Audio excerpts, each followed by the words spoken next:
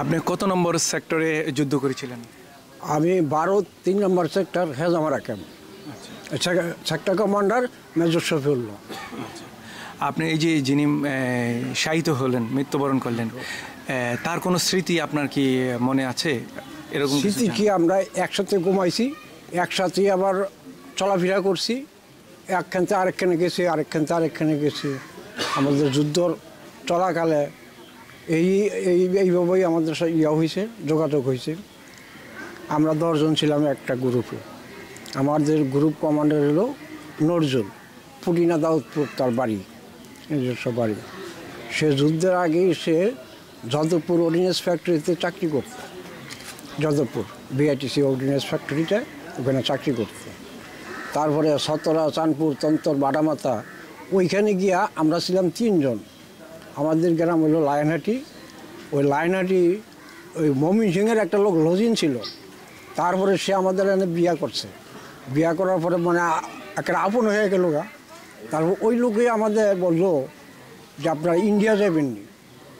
তখন এর আগে আমি তরকারি ব্যবসা করতাম। তখন আমি যে আমরা যে যাবো, আমরা তো রাস্তাঘাট চিনি না। সমস্ত দায় দায়িত্ব আমার, আপনারা যদি 2 জন যদি যান তা আমার সাথে চলেন। তা আমি মনে করেন সত্যিকারের কথা যেটা, এটি তো বলতে হবে। তখন যে তরকারি ব্যবসা করতাম, একটা ক্ষতি আছিল, 320 টাকার ক্ষতি আমি রাত্রে লই নিলাম, সন্ধ্যা রাত্রে। যখন রাত একটু বেশি হইল, তখন আমাদের প্রোগ্রাম হইলো আমরা যাবো। তখন একটা গয়নার নৌকা ভাড়া কইরা আমরা গিয়া নামছি মুরাপাড়া ড্যামরার মধ্যে। আপনার মিলিটারি ছিল, তারপরে আমরা একটু ঘুরিয়া গেছি, মুরাপাড়া গিয়া নামছি। মুরাপাড়া থেকে নাইমা আমরা অনেক হাইটা, অনেক নদী, তারপরে খাল, বিল, এগুলি অনেক করে পাড়ি দিতে হয়েছে। তারপরে এমন করে যেতে যেতে আমরা ওইখানে যে সতরা, চাঁদপুর, তন্তর, বাটামাথা সিএমবির ব্রিজের কাছে, ওইখানে গিয়ে আমরা আটকা পড়ে গেলাম আমরা 3 জন। এরপরে আমাদের এই যেটা আমাদের গ্রুপ কমান্ডার নজরুল সাহেব, উনি আমাদেরকে একটা লোকে বললো যে ওখানে 3টা লোক আছে, এরা ইন্ডিয়া যাবে। তো আমরা ডাকাইছে পরে কয় যে আমরা তো 7 জন, তা আপনারা যদি 3 জন যদি আমাদের সাথে চলেন তাহলে আমরা একটা গ্রুপ আমরা বড় হইল। তা আমরা রাজি হইলাম। রাজি হওয়ার পরে আমরা 2 দিন আমরা কষ্ট করছি সিএমবি ব্রিজটা পারানোর জন্য, কিন্তু আমরা কোনো লাইন পাই না। তো রাজাকারটা আমরা 30 টাকা করে দিছি, একটা রাজাকার কমান্ডার আছিল, 30 টাকা করে দিছে, হ্যাঁ আমরা পার করবো। তারপরে 3য় দিন সে বললো যে আমি টর্চ লাইট দিয়ে ব্রিজের উপরে থেকে টর্চ লাইট দিয়ে 3টা বাড়ি দিব। 3টা বাড়ি দেওয়ার লগে লগে মনে করবেন যে লাইন ক্লিয়ার। প্রতি 5 মিনিট পরে পরেই পাক বাহিনীরা ইয়া ফোকাস মারত, অনেক জায়গা আলো করে হইতো। তো ওই সময় মনে করেন যে এই 5 মিনিটের মধ্যে কতটুক জায়গা যাওয়া যায় আপনি বুঝেন। তখন গেছি, অনেক জায়গায় গেছি, এই 5 মিনিটের ভিতরে বহু জায়গায় গেছি। গিয়ে আমরা বাড়ি, একটা টেক্কা বাড়ি আছে, বাড়িটা আমি দেখি আশ্রয় হয়ে লেছি। এরপরে মনে করেন এইটা পারানোর পরে আবার হয়ে গেল আপনার রেল লাইন। ভোটারের আন্দা আবার একটা রেল লাইন আসছিল। কয় যে রেল লাইনের আন্দা অনেকে অনেক রকমের কথা কয় যে তার আছে, আপনারা যাইতে সময় যদি পায়ে হাতে বাজে তাহলে মিলিটারি দিতে পাইব, আপনার গুলি করবো। তা আমরা কইছি যে ঠিক আছে, যেটা দেখবো, আমরা চিন্তা ভাবনা করবো। তারপরে গিয়ে দিতে না, তার তো কিছু নাই। আমরা ট্রেন ক্রস করছি, ক্রস করার পরে আবার আরেকটা বই হলো আপনার পাহাড়ের উপরে ইন্ডিয়ার এই যারা বাহিনীরা, ইন্ডিয়ার, এরা আবার পাহাড় আছে। তো ওইখানে আবার সিঙ্গেল দিতে হয়। তো ওইখানে আবার লোক আছে, ওই লোকের কাছে আমরা গিয়া কইছি যে আমরা এই ইন্ডিয়া যাবো। তারপরে ওইখান থেকে সিঙ্গেল দিছে, পরে আমরা গেছি, ঢুকে আমরা গেছি হাফাইনা ক্যাম্পে, গোকুলনগর ক্যাম্পে। এই বর্ডারের পরে এরা ক্যাম্প করছে, এই ক্যাম্পে।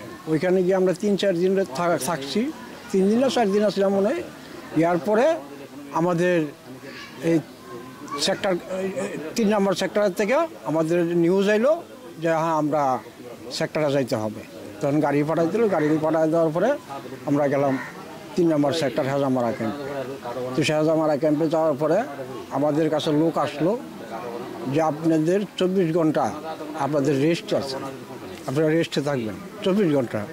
24 ঘন্টা পরে আমাদের ট্রেনিং আরম্ভ হবে।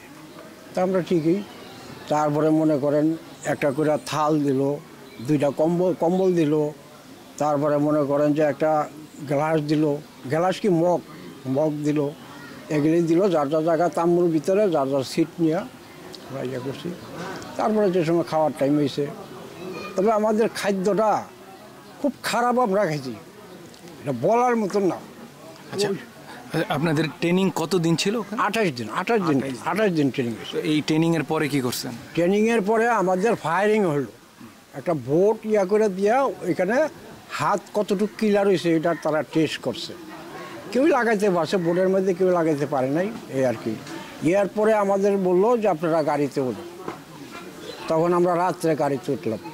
রাত্রে গাড়িতে উঠার পরে অনেক বড় গাড়ি, 5-6টা গ্রুপ। তা আমরা মনে করেন যে গাড়িতে উঠছা আমরা যে বলছি গাড়ি খালি এইভাবে উঠে আর এইভাবে নামে, পাহাড় তো সব হলো পাহাড়। তারপরে আমরা একজনা 3-4 জন একখানে গলাগুলি হইয়া আমরা ধরে রাখছি। তারপরে করলো কি গুপ্ত এক জায়গার মধ্যে আমাদেরকে গাড়ি থামাইলো, কয় যে আপনারা যার যার গ্রুপ নিয়ে আপনারা নামেন। আমাদের যে ভারতের যে ডিউটিটা ছিল এই ডিউটি আমাদের শেষ।